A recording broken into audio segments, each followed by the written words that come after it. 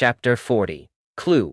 She's gone a circle 6 times already, ya. She really takes me for a fool. Lionel gazed toward Joan's slender back. In reality, maybe it wasn't Joan's fault.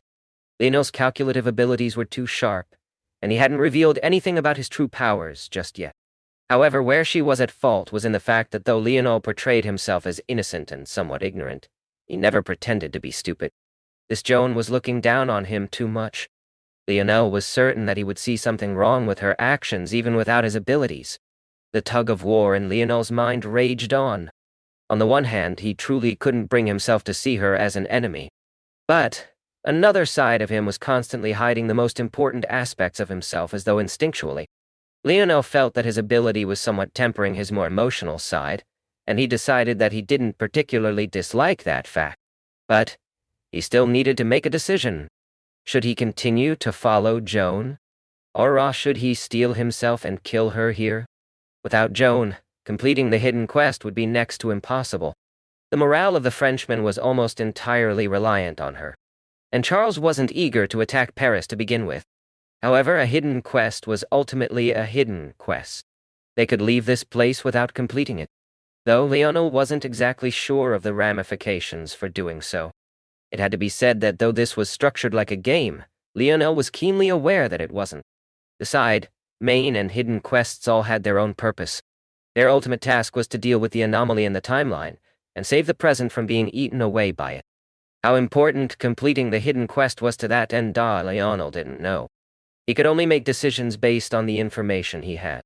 And according to Aina, this subdimensional zone might very well be a unique zone. In such a case, with so many potential variables, the quicker they could get out, the better. Lionel's jaw set. This was probably the first real test his new morals faced. Was his conscience really fine with taking on this burden? Was he really okay with taking the life of a woman he had dined with, shared life and death with, exchanged laughs with? No. I'm not okay with it, Lionel made a decision. The relationship he had built with her, shallow as it might be, warranted Lionel following to the end of this path. If danger lied at the end, Joan would be his enemy. It was as simple as that. It was a naive decision, a foolish one even. The smartest thing to do was to take out the spear he had used Aina's special pockets to help hide and stab her heart through her back at this very instance. If he did this, he and Aina's lives would be guaranteed. Whether they succeeded or failed in recapturing Paris, they would be able to leave this place. But he didn't. We're here. Joan stopped at a shorter than normal latched wooden door. It had almost been impossible to see in the shadows. One might easily miss it if wandering around randomly almost like how hidden Joan's smile was in this darkness. Lionel could only barely make out the whites of her teeth and the blues of her eyes even with his sharp senses. I cannot follow you in. The B.I. Archbishop has very strict rules. Even I am not allowed to see him freely. Take hold of this opportunity well. It could change your life. Joan didn't wait after unlatching the door for Lionel and Aina, bowing slightly to them almost out of an odd habit that didn't seem to fit the situation. Then, sidestepping to go around them, she aimed to leave. I hope I'm wrong. Lionel's words were spoken in a striking English. The change was so jarring that Joan froze. She had only just brought her shoulders level with Lionel's, but she didn't dare to turn and face him despite the fact his cheek was barely a meter from her own. That tone, it held a level of command and conviction to it that Joan couldn't overlap with the Lionel she had come to know. In her opinion, Lionel was almost perfect in every aspect. His abilities, his loving and caring demeanor, he was even handsome. His only flaw was that he was a bit simple, to put it nicely. To say it plainly, she liked him far more than she liked Charles. However, the moment his words entered her ears, despite the fact she couldn't understand what they meant, she felt a sense of loss she couldn't explain. For a long while, she wasn't even certain if she had simply misheard or imagined it all. By the time the beating of her heart had stopped, the latched wooden door had opened and closed. I'll win. Lionel and Aina appeared in what seemed like a stone-built underground sewer system.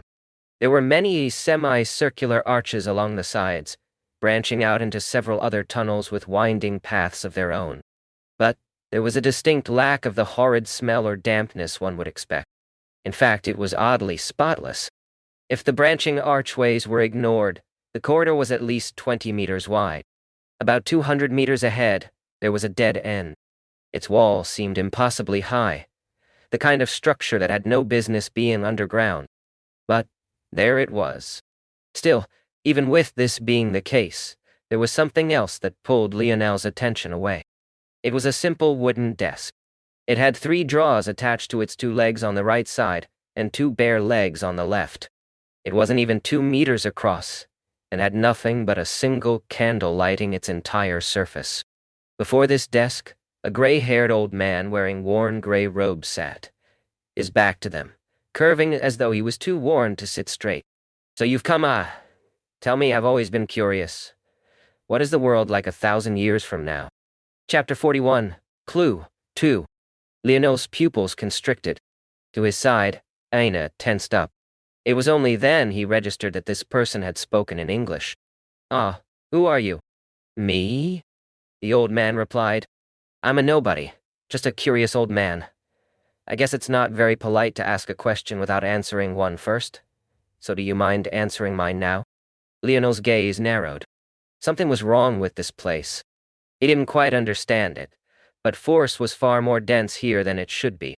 In the 1400s, the amount of fourth-dimensional force should have been minuscule. But this wasn't even close to the most important point.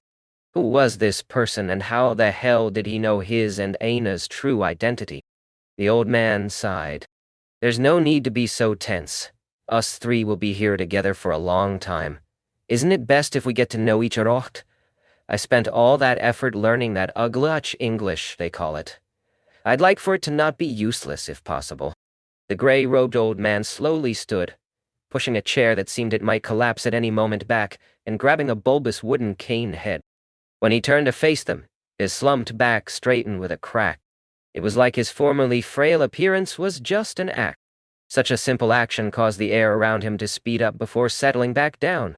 The lower half of his face was covered in a gray mustache and beard that swept over his collarbone. However, his upper half wasn't as wrinkled as one might expect. It seemed that if he took the effort to shave, he would look no different from a normal 40-year-old man. Even Lionel's own father only seemed to be a bit younger than that. "I guess we got off on the wrong foot. I believe my name is pronounced Nicholas in your English. I can't say I hate this tone of address, though. I prefer the original Nicholas. I'm sure you've heard of me." Lionel inwardly cocked an eyebrow, though he remained deadpan. There probably were famous Nicholauses in history, but Lionel would be lying if he said he knew who this person was. Was he supposed to know? Nicholas stretched his limbs. It seemed the cane he held in his hand was just for show. "Ah, you want to keep us here?" "Of course. I can't have you ruining my plans."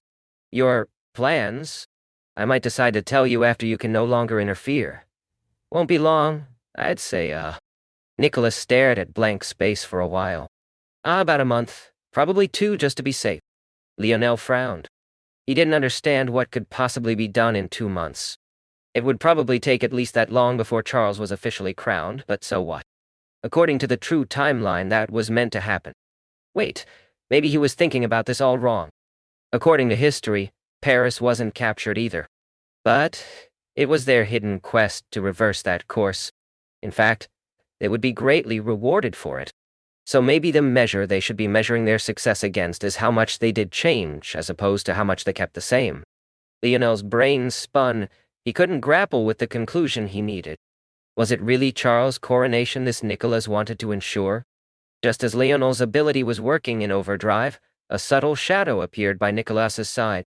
However, no matter how subtle it was, Lionel was too alert at this point to miss it. His senses latched onto it instantaneously. "Huh? Mam Betty? Isn't that Joan's ability?" "Ah, Pierre. You shouldn't be here. If you're gone for too long, it could be a problem," Nicholas said casually. "These invaders are a danger to you, sire. I cannot leave them to you alone." There was another of them. So it wasn't Joan's ability at all, but rather someone else this whole time off. Lionel sent a gaze toward Aina. She seemed to look this calm all the time now. He hadn't seen her shy expression for a while. But once again, it seemed that his one-sided decisions had put them in danger again. Nicholas sighed. "You're always too overzealous, Pierre. Sire, by the hand of God gave me strength. I am simply doing what I can to return what should be returned. Suddenly, something clicked for Lionel. The weird concentration of força. The month timeline, he seta his words to this Pierra. Lionel's eyes widened. Aina! My spear! Aina reacted quickly, pulling an impossibly long spear from an impossibly small pocket. Die. Even as she threw it to Lionel in a swift motion, she pulled out two smaller battle axes. Her main axe couldn't fit, however. In order to pretend as though they hadn't taken their weapons with them, she had had no choice but to leave it behind. Tska. Nicholas frowned. Ah, how unexpected. Lionel finally understood what was happening. A year from now is when Joan's fabulous reign would finally come to close. This concentration of force was no different from the concentration of the future Earths. Then Nicholas warned Pierre that he couldn't come here, or else he might be gone for too long. Lionel was certain. This place no longer had a 10-to-1 time dilation, and a month was exactly what would need to pass in order for a year to go by outside. And he was sure that if he turned around now to attempt to open the wooden door, he might not even find it, let alone open it. Did this make Joan an ally? No, in world. Lionel had already settled his heart into killing her. This might confuse others.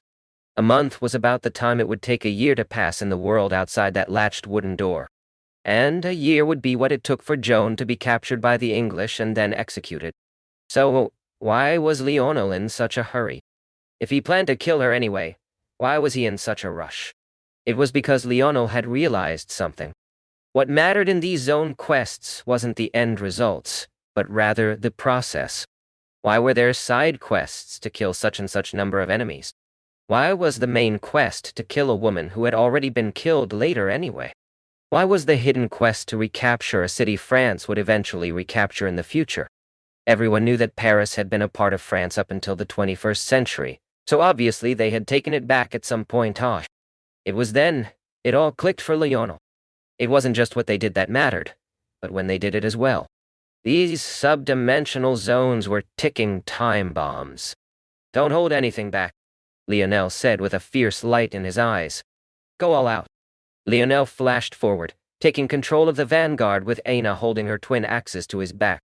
All he had on his mind was taking them down and escaping this place before Joan could leave to lay siege to Paris for the first time. Whatever it was that happened during that first siege, which ended in her first failure, had set in motion a history that was detrimental to their future. The hidden quest wasn't just a completion addict's dream, just like Lionel thought. This wasn't a game.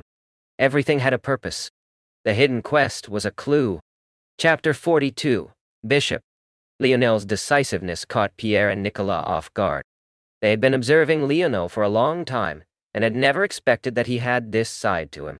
Their surprise informed Lionel of another important point. It was impossible for them to know of the mission requirements. If they knew that he was tasked with killing Joan, they would also know that much of the front he put on was an act. Taking it even further, they wouldn't have let her lead him and Aina here alone either. Thinking to this point, this whole situation made much more sense. They didn't know what they were trying to stop him from doing, so their best response to was to lock them away to avoid any unwanted variables.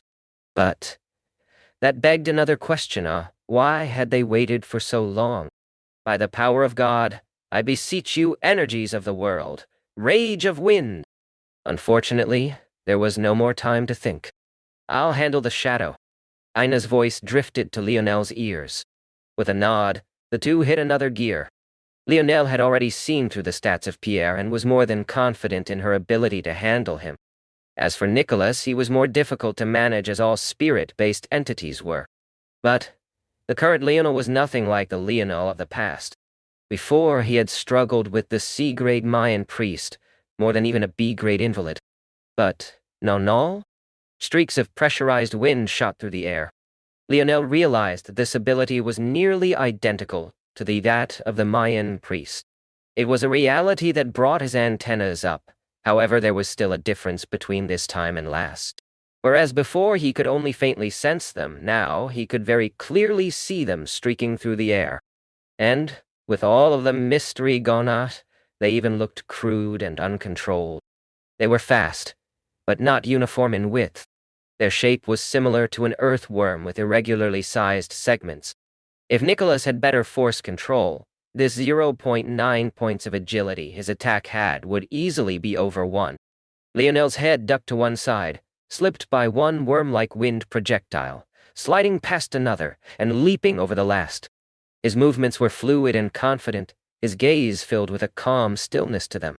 The Lionel of today was already a far cry from the teenage boy who first stepped into the Mayan temple. Though he had been surprised, Nicholas was still greatly confident in his God-given ability. However, he had never expected Lionel to deal with them so calmly and so easily. It was to the point where Lionel didn't even consider using his Atlaleo. He truly didn't feel like he needed it. By the power of God, I beseech you, energies of the world, shield me. So it was a one-way facing shield? In that case, Lionel closed the rest of the distance to Pierre and Nicolas in less than 20 seconds, his gaze flashing with a dazzling light that made his pale green eyes gain a life to them they didn't usually have. Lionel's speed exploded as force surged through his body. Lionel Morales. Strength, 0.99, speed, 0.99 plus 0.1 nullified. Agility, 0.99 plus 0.1 nullified. Coordination, 1.15. Stamina, 1.15. Stamina, 1.15. Lionel's sudden burst caught the two opposing him completely off guard, allowing him to slip between them and to Nicholas's back in a swift sliding motion. At that moment, Aina, in perfect trailing position, followed up with 2 swings of her dual-wielded axes, cutting off Pierre's path toward supporting Nicholas. Her teamwork with Leon was seamless. Without even communicating, she was able to take cues from Lionel's dodging to deal with Nicholas' attacks just as easily as he did. Lionel set his feet, his arm flexing as he pulled his spear back tightly against his body. He pierced forward with enough momentum that his attack caused a sharp whistling noise to sound as his blade cut through the air. Nicholas's back was completely exposed. There simply wasn't enough time for him to react. The attack was flawless, controlled, and perfectly aimed toward his heart. Clang! A strong, reverberating impact shook Lionel's arm as Nicholas was sent flying into his own energy shield. Violent coughs racked his lungs as the wind was knocked out of him.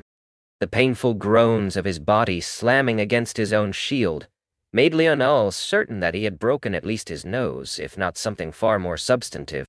The Lord will protect me from all harm. By the power of God, I beseech you, energies of the Wa. Lionel hardly reacted to his failed attack. He had conditioned himself long ago to be prepared for setbacks. It was impossible to predict everything that would happen on a battlefield. Those who ended up on top were those who could read and react to anything. And unfortunately for Nicholas, he didn't seem to be one of these people. There was another thing that seemed to be identical between Nicholas, the so-called bishop, and the Mayan priest. They both chanted before using their force.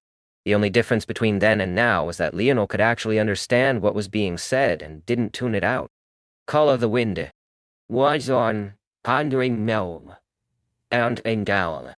This chanting might have been part of their fanaticism, or maybe it had a purpose that Lionel couldn't see through. But regardless of the reason, it made timing the next attack far too easy, and counter-engage even easier. A glow coated Lionel's spear as he pierced forward once more. Before Nicholas could even finish his next words, a sharp wind traveled across the distance between them, leaving a bloody hole in his forehead. As he fell to the ground, Lionel understood that Nicholas only placed him on his radar after he met Joan. Lionel had displayed this very attack on the way to Orléans, yet Nicholas had clearly been completely unprepared for it, confident to the very end. Even Lionel couldn't have guessed that things would end so easily. When he turned around to check how Aina was doing, there was no chance to see Pierre's shock, because he had already fallen, hacked to pieces by the savage red glow of Aina's axes. Lionel sent a gaze back toward where the two of them had come from, only to be disappointed that the wooden door didn't reappear. He took a deep breath. The first task was done, but he had a feeling that leaving this place wouldn't be so simple if they failed to find a way out through these maze of tunnels. They would be stuck in this zone until the last of their days shot. You should take a look at this, Aina suddenly said. Aina threw over a black book she took from Pierre's body. Chapter 43, Bishop. Lionel, who had still been thinking about the best method to get out of here, blinked and looked over toward Aina Diane. He caught the hefty black book in the air, surprised by its weight. Just what could make a seemingly normal leather-bound book so heavy? I can't understand what's written in it. Ina said. But I do feel a sense of familiarity from the diagrams. They feel like force art. Lionel's brow raised. Force art? Are those different from force techniques? Force art are a type of force technique, so not real art.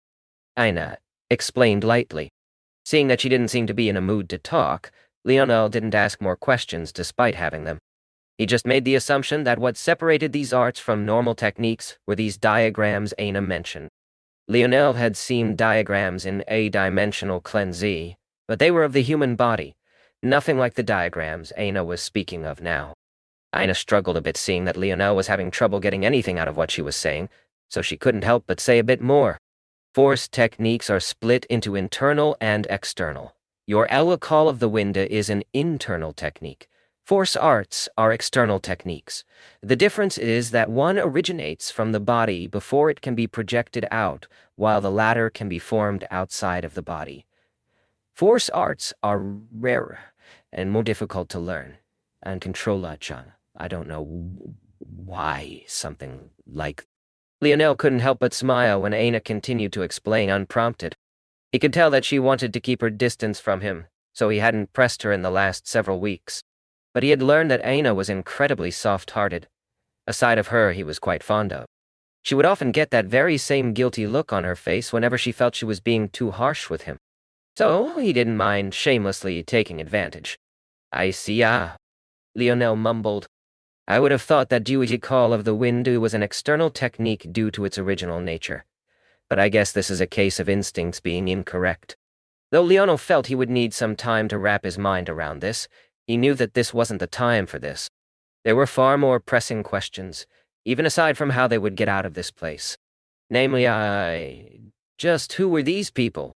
Not only did they know that he and Aina were from their future, but they also had access to arts, which even Aina spoke of as a rarity. The formerly ignorant more ignorant version of Lionel would think this was incredulous. However, the current him who was now aware that the future could apparently change matters of the past was much more interested in just what was going on here. Could it be that Earth's metamorphosis had changed history so drastically? Was it maybe instead that history was always this way? After all, even the Mayan priest had a force weapon that he had no business having. Or was there maybe some other unknown reason Lionel didn't have enough information to reach? All Lionel knew was that this was big. Bigger than maybe his current self had any right to even think about, let alone deal with. Frowning, Lionel finally opened the front cover of the black book. Every second here counted, and if he was correct, it actually counted for 10 times what it should. There was no time to waste, or else they would fail this quest and be stuck here until their deaths. Shadow manifestation. So it wasn't an ability, but a technique he was using. The more Lionel read, the deeper his frown became. This technique, or rather, this art was gruesome. It required etching the art into one's skin with deep gashes to the bone. Pierre was most definitely a fanatic for putting himself through this. However, this also explained something else to Lionel. It was no wonder he had seen multiple shadow figures. Each of them probably had an art etched onto their bodies, giving them this ability. Lionel described what he found out to Aina, causing her to frown. At first, Lionel thought she was just grossed out by the methods, but when she spoke again, he realized that this wasn't the case at all. Something's wrong, she said faintly. From what you described, this Pierre should have been much weaker. But his abilities were far more wide-ranging than what that book describes. Though Ina still defeated him easily, that said more about her abilities than it did about Pierre's. At the very least, she gave him more credit than the book did. Could it be that he maybe had more than one art and he stacked them? Ina frowned for a moment before shaking her head. I don't think that's possible. All of his abilities seem to fall under the same umbrella, and were all related to the shadows. In addition, external arts that fall under the body art category like this are still limited by the physical fitness of the person in question. With this person's level of constitution, it should be impossible for him to handle more than one etching without imploding. Lionel raised an eyebrow. What exactly was Aina getting at? Where does the book say it's best to do the etching? Well, it says that the best place is directly onto the heart, but that's next to impossible. Its secondary suggestion was to compensate for lack of quality with size and draw as large of an etching as possible. So I jogged the back. Can ya? Ina blushed slightly. Lionel understood her instantly, and went over to Pierre's corpse. Holding down his feelings of discomfort, he flipped the latter onto his back and ripped his robes apart. He believed that Ina most definitely had a good reason for asking him to do this. But he was stunned to find that there wasn't a single scar on Pierre's back. In fact, it was so pale that one could even see greenish-blue veins pumping with the last of his life force. Lionel tilted his head in confusion. Maybe he couldn't handle drawing such a large art, so he drew on a lesser body part? He thought to himself. Oh, it's as I thought, Ina's voice interrupted his words to himself. Someone studied Pierre's awakened ability and converted it into a force art, allowing it to be passed down in part to Adursaw. Hearing these words, Lionel was left speechless.